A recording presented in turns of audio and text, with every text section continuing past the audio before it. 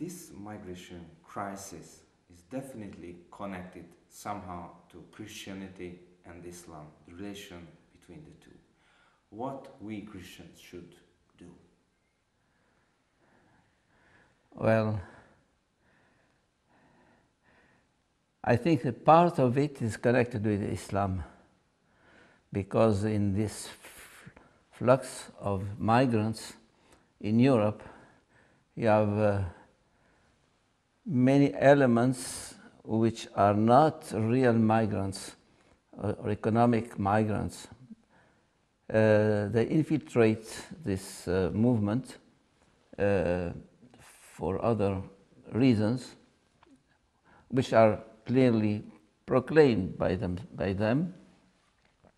They want to conquer Europe to Islam. This is clear since years. They say it clearly in media, but we should not put all these migrants under the label of jihadists. No. Most of them, I think, are real poor people looking for shelter, food, decent living. I know one of them who came by boat from, he was originally from Rwanda, and then I helped him for 3 years in Egypt, and then finally he left by boat, and I don't know how he succeeded to enter Europe. I think he's somewhere now in Scandinavian or Germany, I don't know. Anyhow, but this, in such light of such a case, it's clear that there are really people who are looking for. This is from one side. Another thing I would say, I wrote yesterday an article here. When you put your foot on a ant, you call it in French fourmilière, where you have ants under the sand, you put your foot on it, and you have all the ants invading your house, and you complain.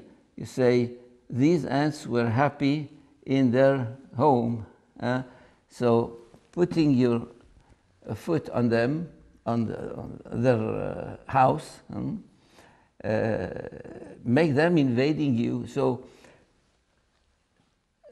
one of the reasons of this migration, massive migration in Europe, is the intervention of the NATO in the Middle East, Iraq, Libya, Syria, of course, mainly these three countries. For instance, in Egypt, you have just in Alexandria, 35,000 Syrian migrants which you are in charge of them. They would have left their country without this so-called war of liberation. So all this is really disgusting, because these wars created by the West, NATO mainly,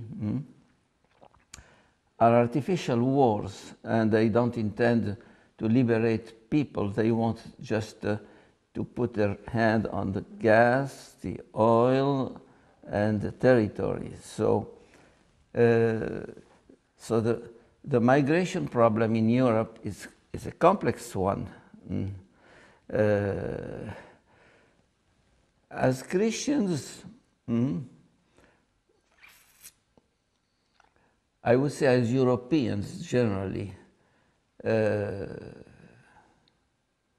as humans, I would say, we have the duty to welcome them, but on condition. that you put a certain threshold of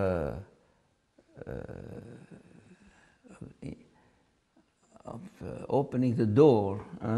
For instance, you can open the door to 10,000 and they are ready to integrate. That's okay. You put laws, clear-cut laws, and you tell them, if you come to our country, it's because you would like to live like us and accept our culture, our mentality, our values, our principles. If yes, show it, learn the language, integrate, work, and then you will be a part of the country. But if you want to remain just separate as a foreign body in Europe, in ghettos, communities,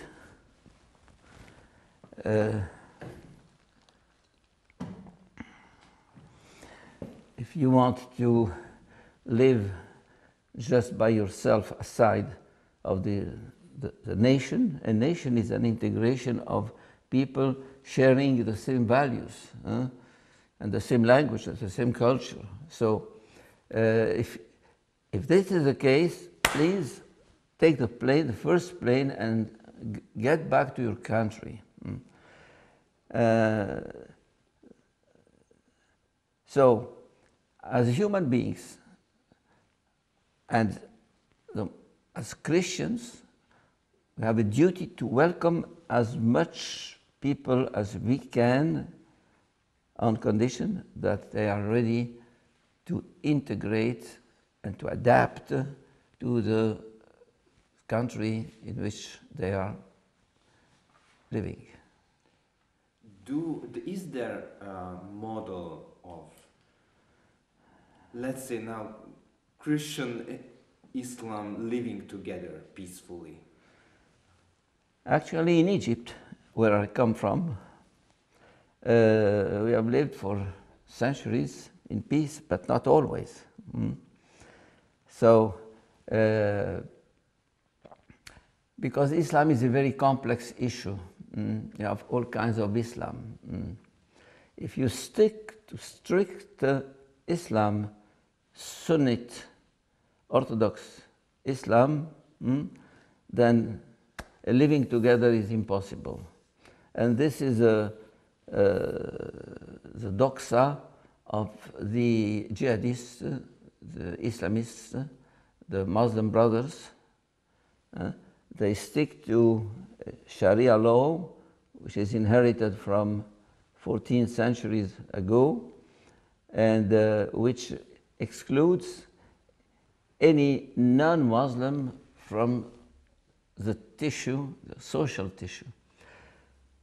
But most of the Muslims have taken a distance between this Sharia law, this very strict application of Islam, which exists in their texts, and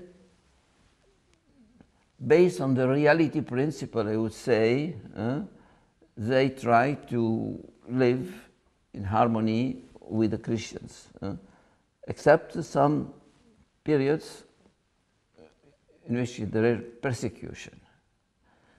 For instance, my family was in Damascus, and in 1860, 20,000 Christians were killed, and my family escaped by chance and came to Egypt. So I have this experience in my own family. Islam is a big issue today. I can develop very long this question, but I don't think it's it enters in the frame of this interview, except if you want to ask me some questions. Then, if we can't discuss in details, obviously, this issue, but what do you think, what's important now in this issue? The issue, of immigration in Europe, massive immigration in Europe? This is your question.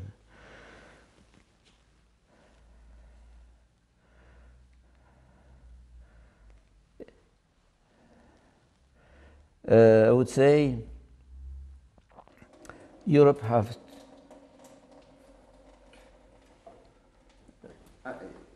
it's okay. It already happened a few minutes ago. It's okay. System is leaking. Yes, it's okay. No, it's okay. Don't worry. Europe has theoretically the possibility of integrating 1 million people. I think so. But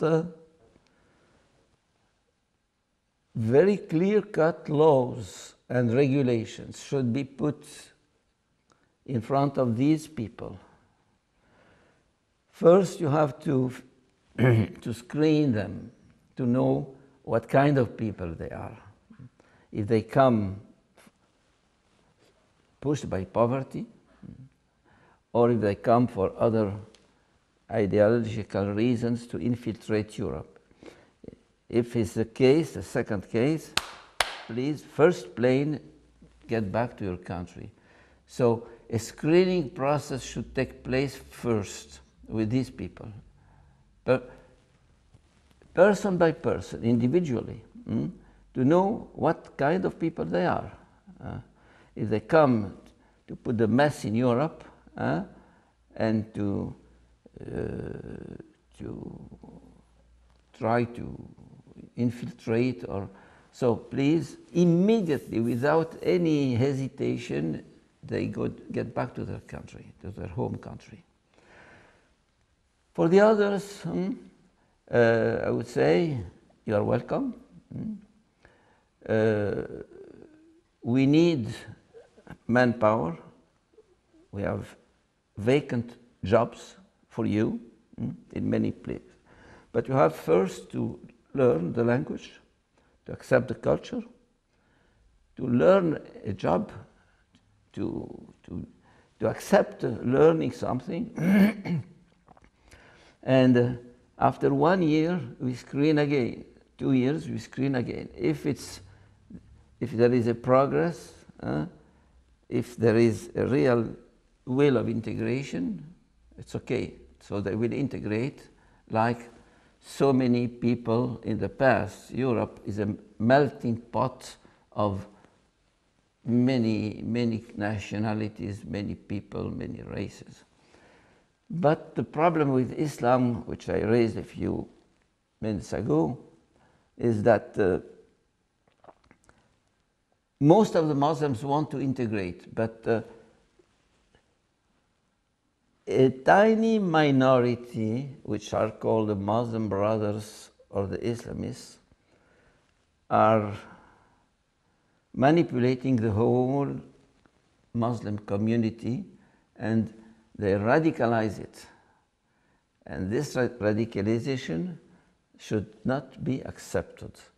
Europe should say enough is enough. So, not rejecting automatically, but screening, putting conditions, setting up laws and regulations, and in case it works, so they integrate. I don't have a problem that a Muslim remain a Muslim and pray 5 times a day and make Ramadan. So, but if the mosques become a nucleus of radicalism, so surgery. Do you think this process that you described, this filtering, then integrating, can it be successful? Because if we think those patterns that happened in time, in history, we can say that there is no guarantee that this can be successful. It's strange to see how all people, all races, all religions, have been able to integrate in America, in Canada, in Europe, except Muslims.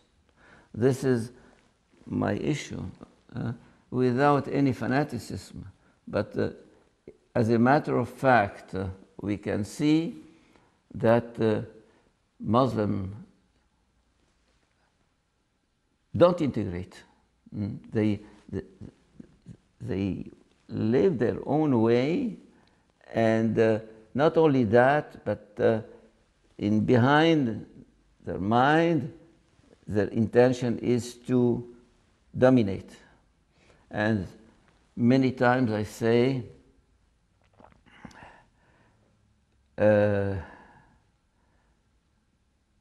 by the triple factor of immigration, natality and demography, and conversions, Europe in 20, 30, 40 years will be Muslim. So, because in Europe you have one or two children. These people come with more than one wife, and they make 7, 8 or more. So it's a mathematically, you can say, after such a number of years, Europe will be Muslim. Conversions also, by pressure. And you should know that if anybody converts to Islam, he has no right to get back. So sometimes I say Islam is a one-way ticket. You take the ticket from Vienna to Budapest, finished. You cannot get back to Vienna. You take the ticket from Christianity to Islam, you cannot get back to Christianity, finished. Because you are threatened to be killed and rejected by your family, your milieu, whatever. And conversions, they are very active to make proselytism and to gain new members, and because actually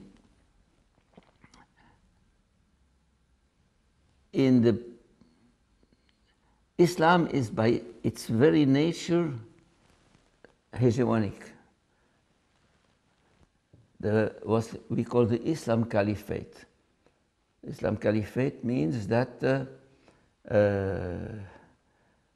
this caliph, which no longer exists, but they try to resuscitate him, would be the head of the whole mankind when mankind will be all Muslim. What they call the Ummah Arabiya, the Ummah Islamiyya. So it's a question of time, it's a question of years, it's a question of... so we are in front of a big, enormous challenge now. And there is a real danger, because Europe and the West in general is losing its values, its principles. Relativism, multiculturalism, openness, everybody is welcome. So when everybody is welcome and he tries to invade you, this, in a few years you are lost, finished.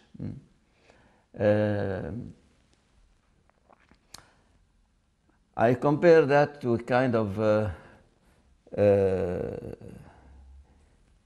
immunity. You have an immune system. You can drink water from the faucet, okay, without problem. If you drink water from the pond, you may have problems. If you continue, you die. Your immune system is not ready to fight such agents. For instance, a Hungarian coming to Egypt will get sick in 3 days because his immune system is not ready to resist to the microbes. But an Egyptian is used to finished. He has developed an immune system to resist. Europe is losing its immune system now. This is my big worry.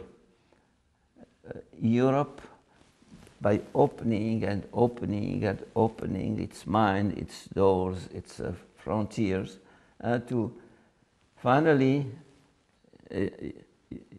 you no longer have your core of values.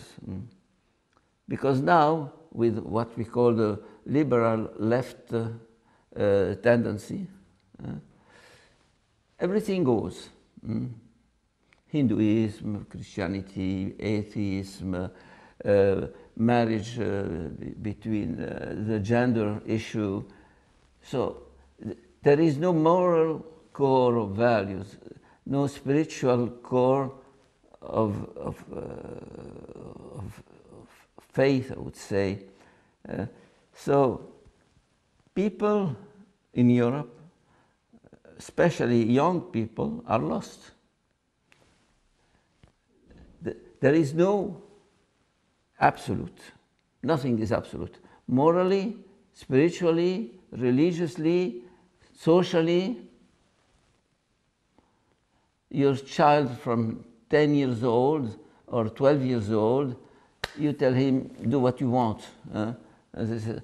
I don't want to bind your freedom, okay? So, if I understand well, Christians has a very difficult situation in this world because they are at the same time they are kind of opponents with their own European fellows and their opponents with migrants because so what is there anything what we can do? A spiritual revival, a moral rearmament. Exactly what Germany did after World War II, when they saw the disaster which happened due to their own people. So I don't remember if it's Konrad Adenauer or whoever. They started a movement called the moral rearmament, meaning that the problem is not political, not economic. It's a problem of a spiritual problem, a moral problem. So this could be the role of the church. This should be the role of other religions also. But I speak about the church because the church is the, I would say, deep down in Europe as a heritage since the past. So the church has to play a role and will play a role on condition that there is a real revival. The future is not written. We write it by our hands, by our action, by our commitment. There is no such thing as fatality or fatalism. No. The future is in my hands, now and there. And this is why I'm with you in this interview, to tell people who will listen to me, the future of Hungary is in your hands. Don't wait that America or France or the Brussels of European Community shape your future. You have your future in hands. Not you as Hungarian people, you as a person, me as a person. So this gives a weight to my life, to my choice, to my commitment. I can change. My motto is change the world. When I say to people, I want to change the world, they smile. They say, who are you to change the world? I know that I can change the world, and I will change the world through this interview, through you, through this lecture tonight, through any conversation, any meeting with people. This conviction is badly lacking today in Europe. Europeans no longer believe, not only in God or in the church or in faith, they don't believe in themselves. Europeans have lost what I call their immune system. They don't believe in when people don't believe in themselves, finished. They're condemned. And when I speak of spiritual revival, I would say also, more than that, it's a cultural revival. Europe is a core of values, so rich, so deep, for which you have fought for centuries to gain that. And now, it's a crime. You underestimate your heritage, your European heritage, which is very rich, so important. So Europe is committing suicide, like France. There is a book which was published last year in France, The French Suicide.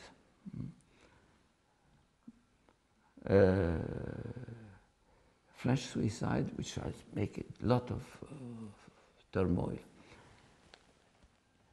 saying that France is committing suicide in accepting everything, in losing its values, its core, its heart, its soul,